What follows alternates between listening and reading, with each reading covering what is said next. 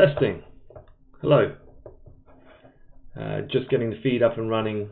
Thought I'd try and do a live session a bit earlier than normal, just given some of the issues encountered last weekend with the internet connection.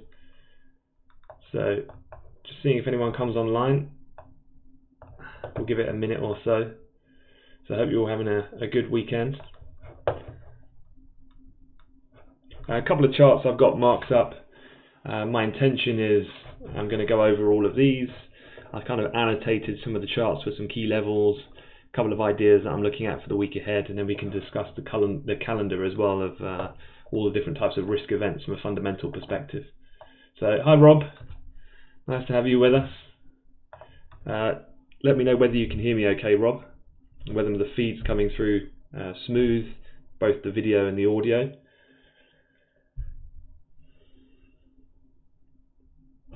Okay, anyone else? I can see there's a couple of other people there. Happy Sunday. Hope you're having a good weekend so far. Just let me know whether or not you can hear me. The other guys, I can see someone, Miss Actor. Hello. We'll just give it another minute or so, let people log in, and then we'll get cracking and have my intention is a half an hour session. We're going to have a look at the week ahead. All right, well let's get going. And if other people come in, we can catch up afterwards. Thank you, AB. And Arif, nice to have you with us. Drew B Designs, hello. One thing I'd say is what I'm going to do is I'm pretty much going to just give you a bit of a market insight for what I'm looking at, having just gone through the news, prepared for the week ahead, a few ideas I've got. I'll also look at some charts to match up with that. So my intention is I'll probably talk for about 20-30 minutes. And then if you have any questions, just pop the questions in there, and then I'll review them at the end, and we can do a bit of a Q&A. Probably work the most smooth. So Liam, I hope you're well, Liam. All right, well, let me switch over. So hello again, welcome, thanks for joining us on a Sunday. This is going to get recorded, so don't worry if you're not watching this live. This is the week ahead. So Monday through to, actually I've got through to Saturday because there's some Chinese inflation data coming out on the Saturday. Now, what I normally do here is run through some of the key events. If you wanted to access this particular calendar in its entirety, all you need to do is go onto my Twitter account. So just at AWM Cheung, or just search Anthony Cheung, you'll find it. So let's just have a run through then. What have we got here for the risk events for this week? So Monday, pretty quiet, as is kind of standard actually on a Monday from a calendar perspective. But one thing I wanted to share with you was this. Don't know whether you've caught this or not. I know obviously we're in Britain, so we're not exactly tracking US weather conditions that closely. But one of the things I wanted to point out to you guys was that there's a record-breaking cold blast in the US. And what Bloomberg are looking at here is the impact this could have on power markets, because essentially power demand spikes up in what typically otherwise is a time of year when demand starts to taper off because temperatures start to rise. So one of the things here is that power and gas prices surged on Friday ahead of this new unexpected winter chill. I mean, this was power spike, Pacific Northwest suppliers constrained by costly gas. I mean, this was the pop that we had right at the end of the session in the US. Now, basically, there's lots of different measurements that you can have for different specific isolated power grid prices. But one of the points here is twofold that I wanted to point out to you guys was that this is the weather pattern that we have. This is Sunday going through Monday. So if you do have any friends over in the Northeast, obviously they've experienced snow this weekend in likes of New York and Boston. But if you actually look, we're anticipating anything you can see in the right hand corner there, about 6 to 12 inches of snow going through Sunday to Monday morning. Now, not only might this have a bit of a read across for any further pricing in on those power prices, specifically for those contracts, but also as well, don't forget that North American traders need to get to work, and particularly in the New York City area. So it might have a little bit of an impact, just something to be aware of. That obviously is in combination with the fact that on the calendar is pretty quiet actually on Monday. Tuesday, moving on, you've got the RBA interest rate decision. With that, I was just looking back at some previous charts that I'd had. This, I believe, was from about 2 weeks ago, but just goes to show how sensitive the Aussie dollar has been to corresponding events, whether economic data, speakers, or central bank actions. And this was just one 12-hour period that saw some real extreme kind of fundamental catalyst to spike price action. And it kind of cements three things here that we really need to monitor if you're looking fundamentally at the Aussie. One is the economic conditions. So here you can see the jobs data, which was actually surprisingly strong, caused the currency to appreciate. So when we have the RBA decision going over Monday into Tuesday morning, then what is their belief about the strength of the Australian economy? The other ones then are things about trade wars. The trade tie with China is obviously so pivotal, and the last few weeks we've had quite a lot of news. You can see on these bottom parts here on the chart about the Chinese delay of coal imports from Australia. This would have massive consequence in the short-term economic kind of performance of Australia if they were to politically fall out with China. So any positive progression that China might have with the US, does that give then China more license to be more firm and strict with Australia, which would obviously be negative for their economy in Australia? And another thing, RBA watchers, anyone who's new to markets, what a watcher is we have this for pretty much every central bank. So there's usually one specific economist, or can be a journalist at a major national newspaper, or a bank economist, and their job exclusively is to follow the central bank, and it's kind of a mutually beneficial relationship. That journalist has a very close relationship with the central bank, who feeds them the information so they can leak it into the market. So as another form of kind of backdoor communication in order to just communicate their intentions in a calm way in order to mitigate market volatility. So yeah, looking out for anything further in that regard. The Aussie rate decision, obviously we're not at a point of changing rates, but the accompanying wording that comes along with anything is going to be key. On that point, Wednesday note as well, you also get the Bank of Canada interest rate decision. Always the loonie, very sensitive to those developments. Tuesday, though, is probably interesting from an economic data point of view. And what I'm going to do is summarize really the two key economic data releases of this week.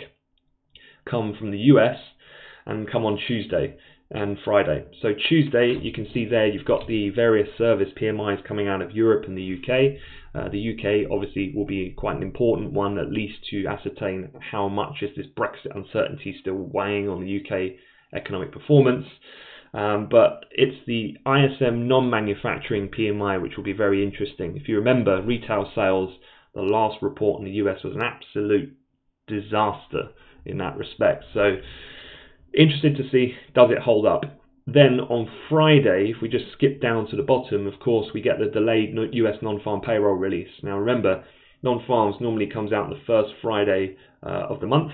However, just given a couple of different factors, adverse weather conditions, the President's Day holiday, the government shutdown, meaning that actually this got bumped and it's going to be on the 8th. Non-farm payrolls, as ever, the average hourly earnings, the unemployment rate, everything needs to be taken in overall context rather than just the overall jobs headline itself. Personally, I think other than just the release and ensuing volatility, I still stand pretty firm with the belief that non-farm payrolls, from a job creation point of view at least, is really a non-event. Whether it swings down to low 100s or plus 200,000, it really is of no consequence to Fed action, I feel. And then the unemployment rate expected to remain suppressed down at 3.9%, which is again down at around these record levels. And then the wage number, again, we're not looking for anything that surprising. So yeah, non-farm payrolls on Friday, it's important, but I don't think it's really game changer or a particularly big deal in that respect. The other big thing then that we've got coming out is the ECB interest rate decision. Now, let me run through a couple of stories then, and I'll bring in some charts, and then we'll go from there. So let's have a look. First things first, well, let's go back to here on the calendar. You can see from Tuesday, or let me have a look where I've got the Chinese here. Annual People's Political Consultative Conference, and then this is followed up with the National People's Congress. So some of you might not be familiar with how the Chinese political system works, but in the Western world you have quite a clear differentiation between the independence of a central bank and the government, and the two should work in isolation of each other, although the central bank typically reports in to the Treasury function if it was the UK. But the central bank makes its own decisions. It should not have a political agenda. Their job is to manage the economy with the evidence at hand. Now in China, things are quite different. The state control, the government onus, if you like, and its control over the economy and subsequently the People's Bank of China is quite intertwined. So actually this week is quite interesting because I did tweet this from the Amplify Twitter account last week. Not sure if you guys had a chance to read it, but this is what Reuters call a fact box, which is basically gives you a summary of all the major points of different events that are happening. Now, what this essentially is in China is an annual meeting of parliament, but their parliament literally is everything, top level agenda.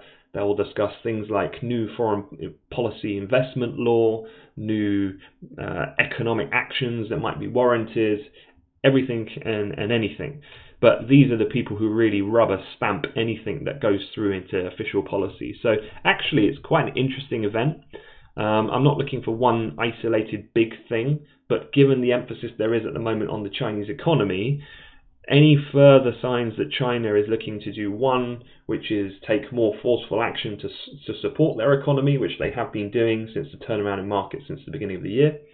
And then secondly, any idea about the foreign policy side, the dealings with the US, this kind of more liberal view for globalization, if you like, to be a world trading partner and so on, could act as a bit of a kind of risk positive situation if that were to be the case. The opposite would be they become a little bit more protectionist, they're a little bit loggerheads with the US. This could reignite a little bit of the trade friction, if you like, between the US and China. Now this goes through all week, so there's no one day but multiple days to be looking out for that. With China, this is one thing that I thought was quite interesting, and I don't know if you can see this chart clearly. Let me see if I can just make it a little bit bigger. There you go. So what I'm looking at here is that, and I know this is a very crude way of looking at analysis, but this is journalists are now writing basically only about circa 25 stories per day on the worries about Chinese growth. If you remember, when we had that massive sell-off in US equity markets in October, November, December, at the end of 2018, core to that story was the kind of pessimism over global growth, predominantly led by the emerging markets and China on the weight of the trade war and this policy tightening idea. Now, what's quite interesting is that although people are still very much monitoring the economic situation in China, the PMI data are still in contractionary territory, the frequency, if you like, or how regular these stories are being pumped has dropped quite considerably. And actually, it's only about 25 stories now. It was 60 plus only about 6-7 weeks ago.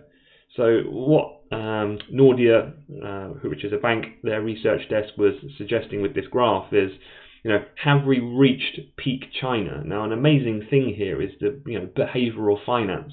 Us as market participants, if the media really force a story onto us, we inherently start to focus on it, start to price it in, start to become growing kind of negative.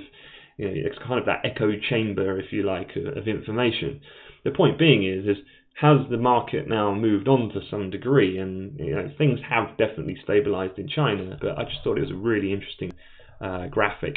I mean, look where we were in the middle of 2015 when we had that kind of Black Monday when the US equity sold off over 10% in one day and everyone was really scared about a hard landing in China. I mean, to where we are today, it's a radical difference at this point. Okay, with that, let's just bring in a couple of charts, because for one, this is the S&P 500. and as you guys would have seen this chart many times that I had shared with you, this really is unaltered. So here you've got the picture from 2018 on the left, and this goes all the way up to the current day, or where the market closed on Friday, which was here. So it's a really key area this week. Again, remains very similar to last time. That was that triple top, that test. We actually got through, broke it. We actually did close above there on one occasion, I think it was last week, but then the other 3 days we've basically just been hitting that level. And then Friday we busted through it, and on the upside now we're kind of bringing into play that high from what would have been the beginning of last week, up at 28.13.5. That's in the S&P futures, and that kind of tallies up then with that last peak on that retest on the trend line we had on the 3rd. So definitely watching this with a lot of focus this week. Any breach above here, then I do think that there's a distinct possibility that we could within the week push up to the upper bound, and this kind of area here between 49.5 and 65 I think will be quite key. So yeah, as I've written here, next target on a break of this would be into this area, which brings in similar consolidation from the kind of summer period of 2018, and of course the previous all-time high that we had early part of Feb of 2018. So things that you'd need to play out to get this, like I said, I think non-farm payrolls is a bit of a moot point. I don't really think it's that compelling. I think as long as it fits pretty much within the consensus estimates, I think that this trend of recovery in equity markets can continue. I think the technical levels are probably particularly important. If China says anything at this National Congress meeting, and if we get some more kind of positive, friendly type rhetoric on the US-China trade war, that would certainly help.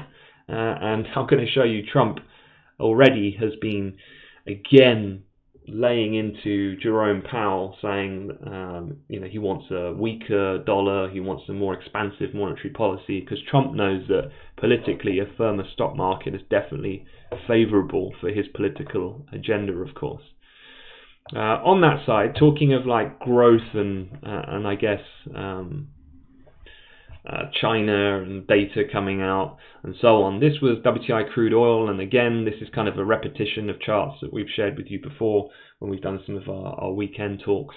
And quite interesting, we've had a rejection around the $58 handle, which of course actually is quite a distinct level. You can see here we've had this same markups for the last 2 weeks. And you can see here going all the way back to late 2017, the dip and support that we had in Feb 18, and then again a rejection on a move back on the early part of November, and then what we had on the 22nd of Feb. So markets have now started to consolidate within this range, and you can see here is quite key as well. You've got the 38.2% fib on that multi-year high to the Christmas low, and that also comes in at around that trend line. So at the moment, OPEC wise, things are relatively quiet, despite Trump tweeting last week about how he wants OPEC to take action because oil's become too high again. I think this is just kind of the usual shot over the bows from Trump. OPEC, though, last week, according to Saudi, remain pretty committed to continuing with their OPEC plus cuts, which of course includes Russia.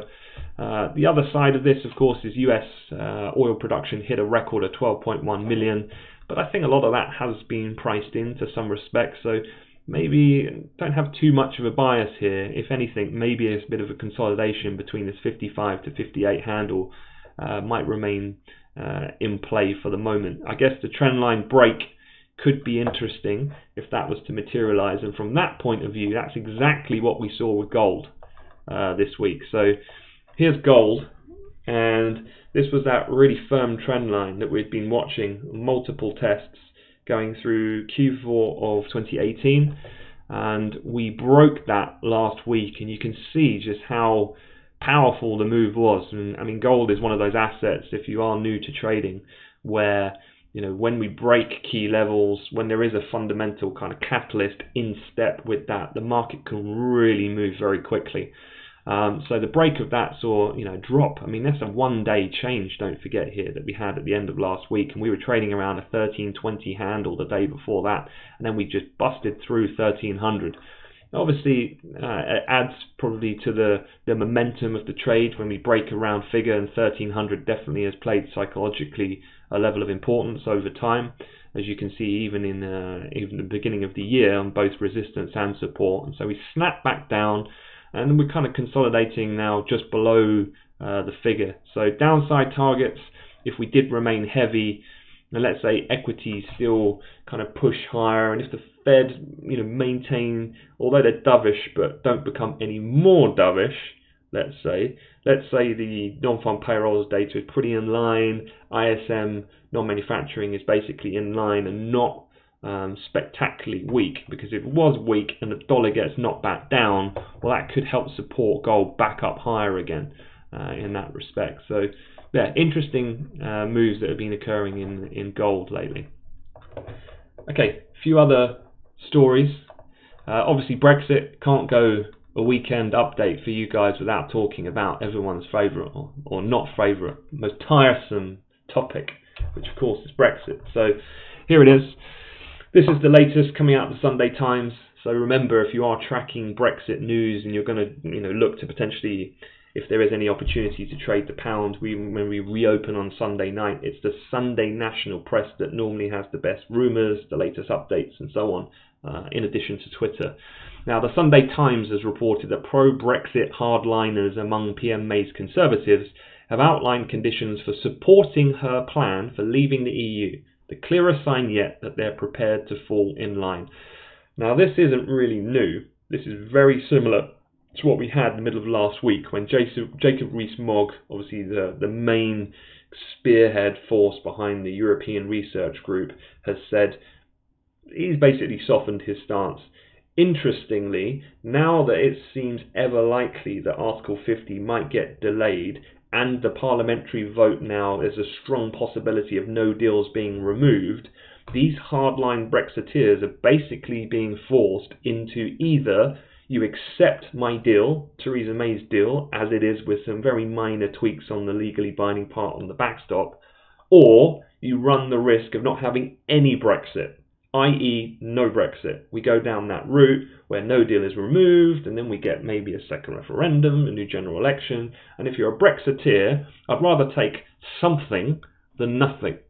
And so maybe this was the strategy all along from Theresa May to try and force this upon them, but it's looking likely now that the Brexiteers might fall in line. If that is the case, then we start to fit into this orderly Brexit type situation, which, although isn't as bullish as it could be if there was a no Brexit at all, let's not forget, no Brexit at all, although an increasing probability, is still incredibly low. An orderly Brexit is still a positive in that sense. So yeah, a couple of things to look out for. This is basically Rory Stewart, who's a junior minister, and he said UK is likely to be forced into Brexit delay if PM May's deal is rejected. So on that note, I thought I'd just recap this kind of flow diagram to you, because this is what we've got coming up. So actually, given this week is the 4th to the 8th of March, in terms of Brexit commentary that could potentially move the pound and UK assets, I would be anticipating that that's going to pick up in intensity towards the end of the week. Just remember how any political negotiation tends to unfold. No one does an early deal. That's just not how you leverage your bargaining power. What you do is you push it all the way up to the end, and then at the end you start getting some concessions off your counterpart, and you cut a deal, if there is a deal to be done. So actually, I think this time next weekend, when we're just 1 or 2 days ahead of that March 12th vote, that's when the news will really be much more important than it's going to be at the beginning of the week coming. But following this down, obviously if the Brexiteers do fall in line, and other Labour politicians maybe who are very unhappy, reportedly there was a large number of them, it's been reported in the press this weekend, that are really not happy about Jeremy Corbyn now backing a second referendum. So could Theresa's deal be accepted? If she gets Geoffrey Cox, the Attorney General, gets the relevant legal conditions changed on the backstop, then we go into orderly exit.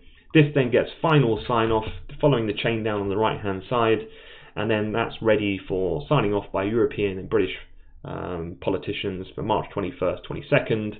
Might well require a short extension of Article 50 for the legislation to go through and be approved, and then we move into transition.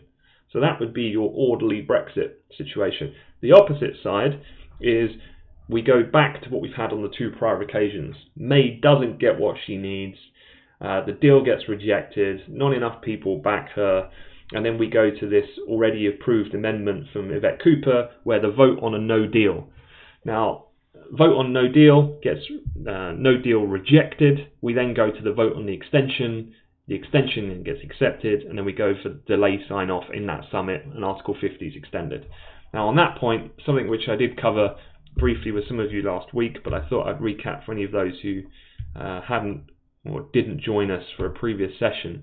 This is something which I got from Dutch bank ING. Now, they have some really good analysis, and one point that I wanted to stress was the impact on the pound under two different scenarios. I know this is a bit small, so let me talk you through it. Essentially, if we're talking about an extension of Article 50, the time frame has been either 2 months or 2 years. Both radically different impacts that can have on the pound, but both actually positive, at least in the initial reaction. Now, a short delay, ING is suggesting to Article 50, could see a temporary 1 to 2% rally in the pound. So let's get the cable chart up and let's have a look what we're looking at if we talk about that type of move. So let me get my currency tool. A 2% move higher would be,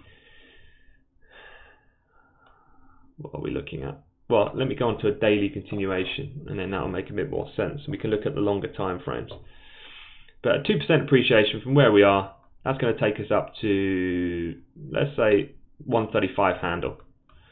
Now, if it was a long delay, let's say 12 months plus, this could trigger, they reckon, a 4 to 5% rally.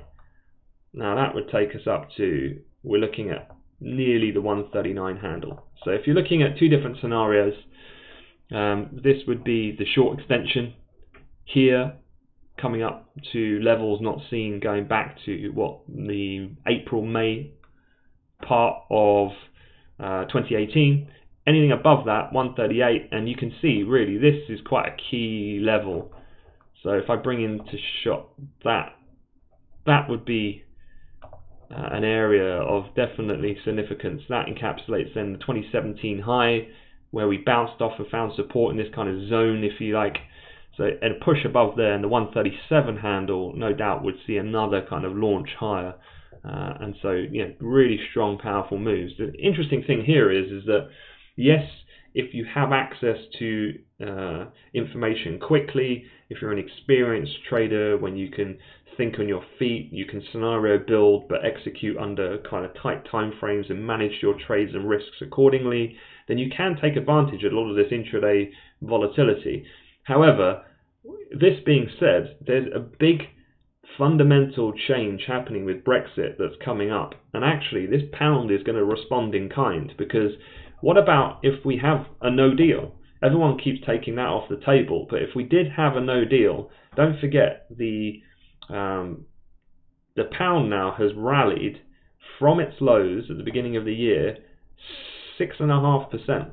This is pricing out the probability of a no deal. If we had a no deal, well, you know, we're going to go crashing right back down to that late 2018 low, and then we're going to push even further below there. I mean, a lot of big banks have been talking about a 10% depreciation, and 10% from the current day price takes out, of course, our post-EU referendum low, that kind of double bottom that was seen here in 2016, early 2017. This obviously here being the referendum in itself. So yeah, if you're looking, I guess, medium term, there's definitely, you know, some to say that you could just stay out of the market and wait for the bigger move, because ultimately it is coming.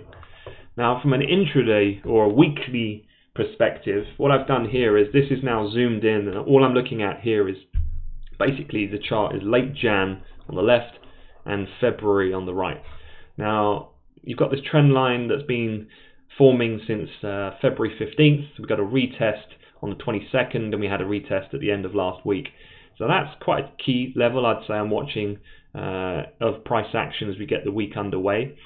On the upside, obviously we bring into play the previous highs that were seen towards the back end of January. So if we did get up to that at around that point of the trend line and the previous level, you can see it's quite a significant mark, 132.50.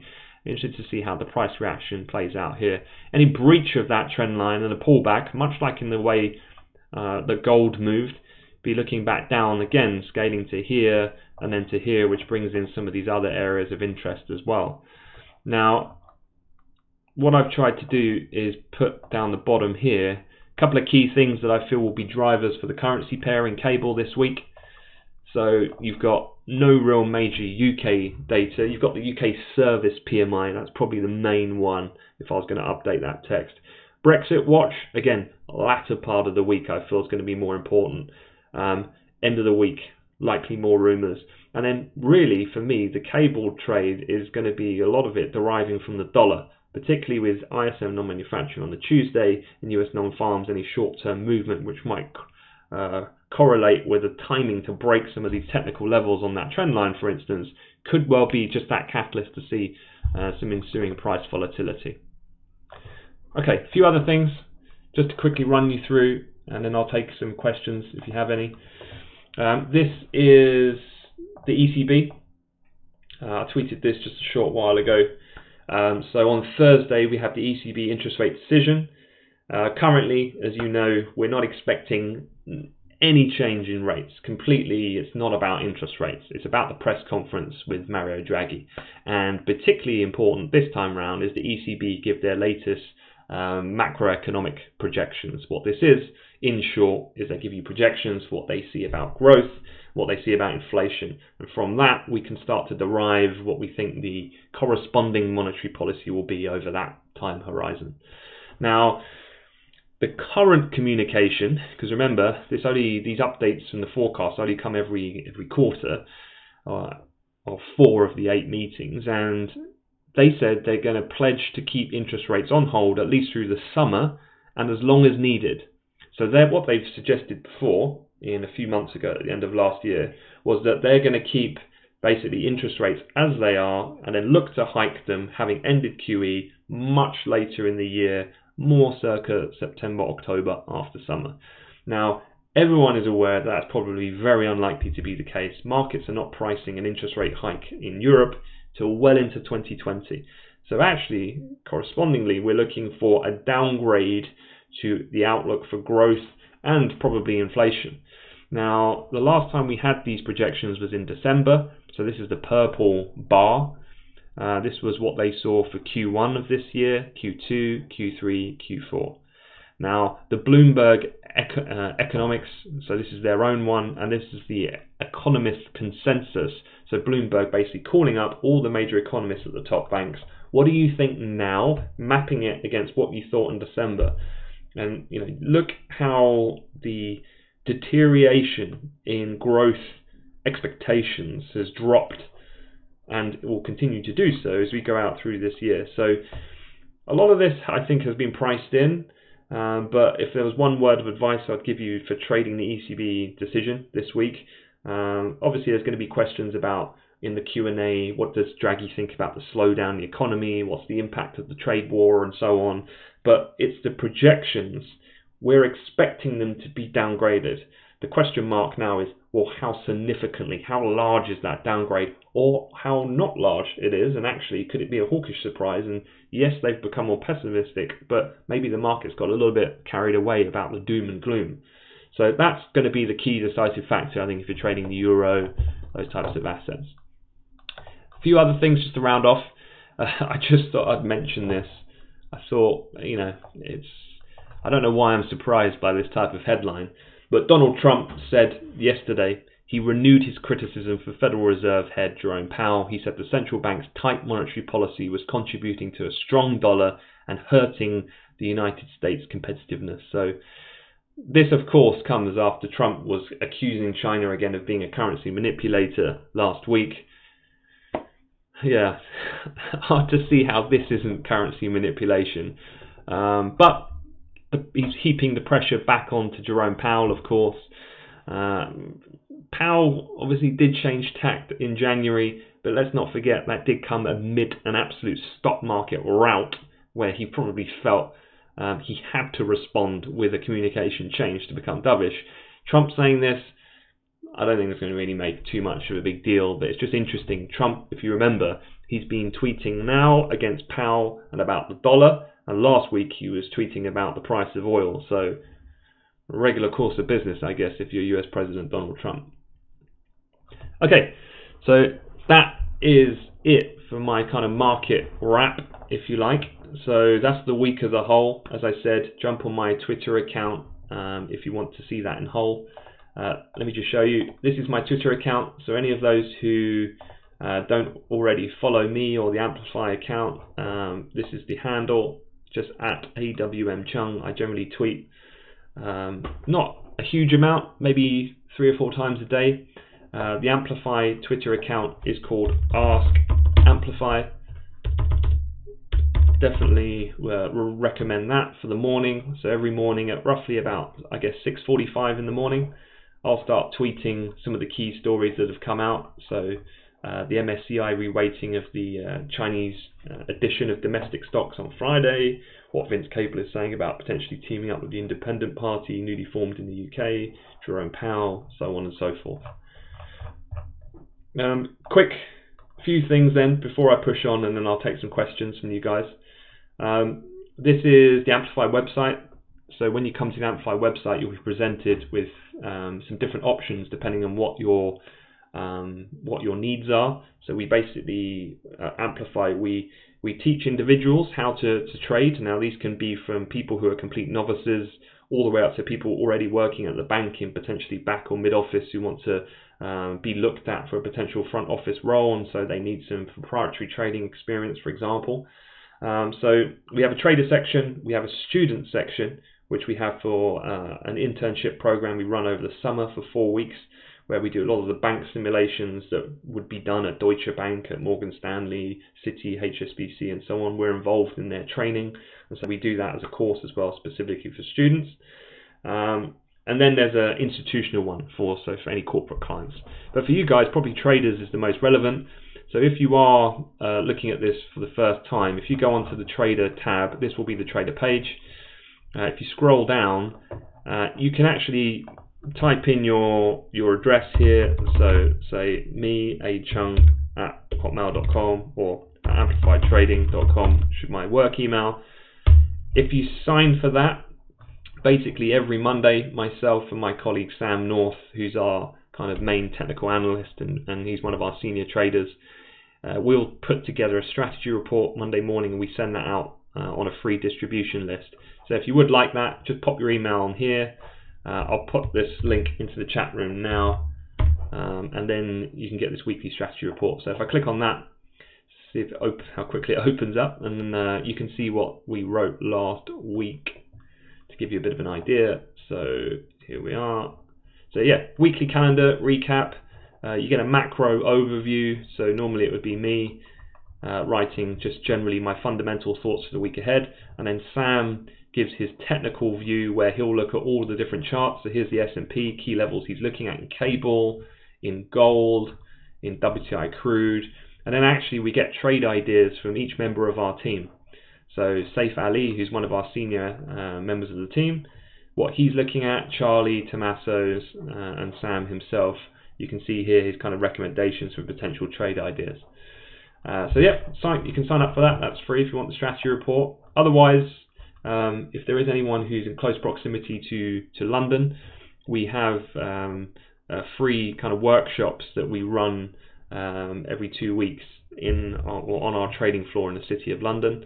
So if you just jump onto there, if you ever wanted to come in, if you wanted to meet me in person or meet Piers, the head of trading, or Will, the co-founders, our next one is happening on the 27th of March. You can just click on register now and you can reserve your ticket because there is limited space for those events. Happen in the evenings. Hopefully if you can get into the city you can come join us. We talk generally about some macro issues like I've done, but also a little bit more about what Amplify does and our training and so on.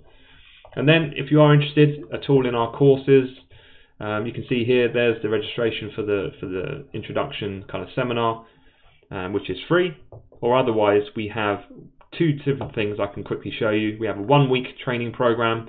That is essentially you come to London, you go in our training facilities for 1 week, and essentially we give you an intensive, all-encompassing kind of the competencies of trading, from macroeconomic fundamental analysis to technical analysis to trading psychology, behavioral finance, risk management. We do that all within a week, including practical kind of training as well on the systems. We then do a 9-week program, and this is kind of our flagship program. So we have got a couple of different intakes for this. If you ever were interested, you can just go on the website and click on Learn More to have a look. So this is April 1st, the 29th. There's one actually happening on Monday, so hopefully I'll see some of you guys on Monday tomorrow. And then the last one's in May, before then basically we then go into full student internship mode over the summer. So yeah, check out the website if you're interested. Just go on to any of these dates, click more. You can read more about the course, download a brochure, and so on in your own time. Okay, does anyone have any questions? If you do, pop them in the chat now, and I'll be happy to answer them. So, any questions at all? I'll give it 2 minutes. Otherwise, I'll wrap things up. I'll let you guys get on with your Sunday. I know it's not particularly nice outside, but it's not raining, so I'm sure you'll be meeting up with friends and family and so on. But yeah, any questions at all? Someone said, would you have taken no deal off the table? Yeah, Brexit is a really quite a tricky, so for me, my role is I'm head of analysis at Amplify. So I do a lot of talks with people about explaining Brexit from a trading perspective, but obviously when I encounter a lot of people with issues that can be quite emotive, like Brexit, which has obviously divided a nation essentially in half, what I think doesn't really matter. I mean, I definitely do have a view that I will share. My friends and family close to me will know quite firmly what my view is. But very important when you're performing fundamental analysis, particularly when the financial markets in this current world are predominantly driven by politics as much as economics, you have to be objective. And it's just about then looking at all the different arguments and assigning a hierarchy of probabilities, and you just playing off of that and that only. The moment you start letting your kind of views come in, it certainly warps and puts a big bias on the way that you technically look at charts, but also fundamentally analyze a situation. So yeah, it's a bit difficult to answer that, to be honest. All right, well, it doesn't look like there's any questions, so I'm going to leave it at that. Let you guys enjoy your Sunday. Thank you very much for joining us. Hopefully the feed was better this time. That's why I've done it earlier today, because I wanted to make sure that I don't hit that peak internet kind of time in the evening. So hopefully it worked fine. And I'll see you guys again next week. Thanks very much, guys. All right, take care.